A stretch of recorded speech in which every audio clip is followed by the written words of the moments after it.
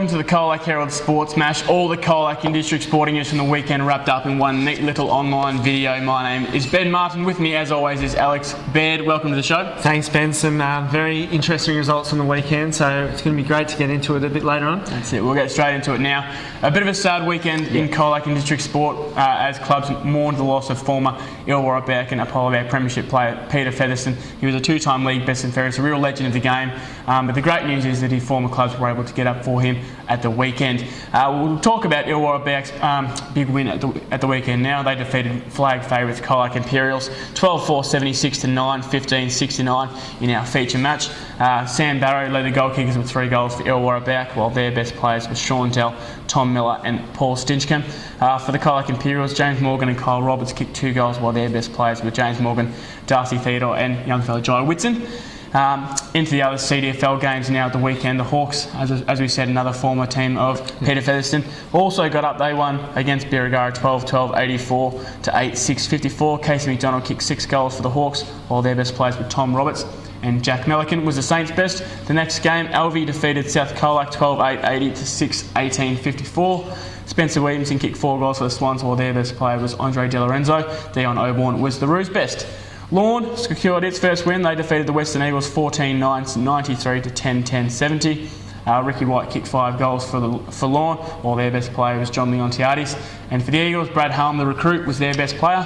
And the final football game of the weekend, Simpson defeated Otway Districts at Jellybrand 13-8, 86 to 6-4, 40. Mark Cliffsole, the recruit, kicked 4 goals for the Tigers, while their best player was Zach Tesla in defence, and Jordan Spriggs was the best player for the Demons. So that wraps things up in the CDFL. We'll cross now into the Geelong Football League. Before we wrap things up, some bad news in here. Colac Tigers suffered their first loss of the season. They fell short against St Mary's. The Saints won this one 16-11, 107 to 9-8, 62. Jake McGuan kicked 2 goals for the Tigers, while their best players were Ryan Monaghan, James Rowan, Dylan McCarthy and Jake Carmody. But according to Paul Lynch, the coach, there wasn't too many winners on the day, so a bit of work to do there for the Tigers. The best players for St Mary's were Rob Condy and Josh Eddy. So that wraps things up for the football at the weekend. I'll now pass it over to Alex with the netball. Thanks, Ben. I'll stick with the Tigers. They had a 3-goal loss, another disappointing performance. They've lost their second match in a row by under 10 goals, so it's going to hurt. It puts them with 1 win and 2 losses, and they come up against a tough ask with South Barwon at home this weekend, who were last year's grand finalists and always a strong side. But there's a lot of positives coming out from the camp. They're a young side and they believe their best netball's around the corner. In Saturday's match, Maddie Allen shot 20 goals, and Emily Murfitt, who was also one of their side's best, had some good play around the court. Riley Stevens played her first full game for the Tigers after having an impact off the bench for most of the first 2 games of the season, and while Talia Jeffries also had a great game. The Saints' best included Deanne Tuppence, while Gabrielle Henderson was one of the best. Over to Colac and District Netball, I chose the Simpson and Otway Districts match as the feature game this week. It was a great battle between the both sides. The Demons got off to a 5-goal lead at quarter time.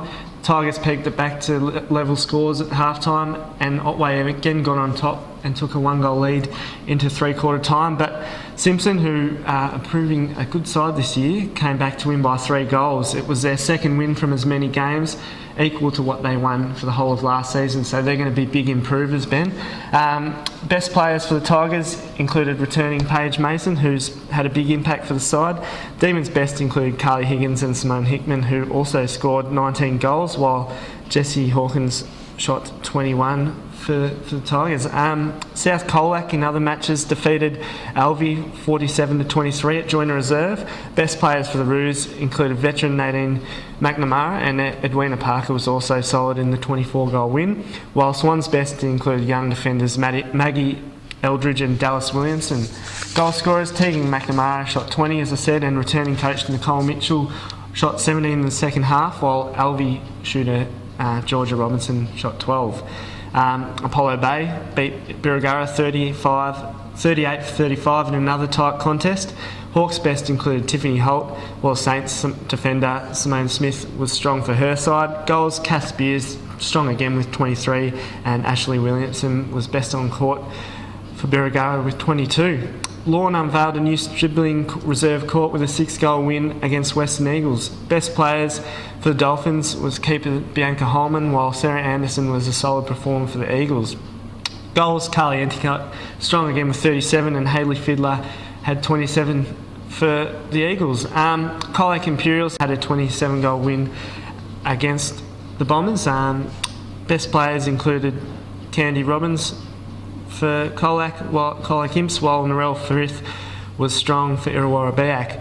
Beck Scott again, 47 goals, always improving, always shooting heaps of goals, and Courtney Garner shot 19 for the Bombers.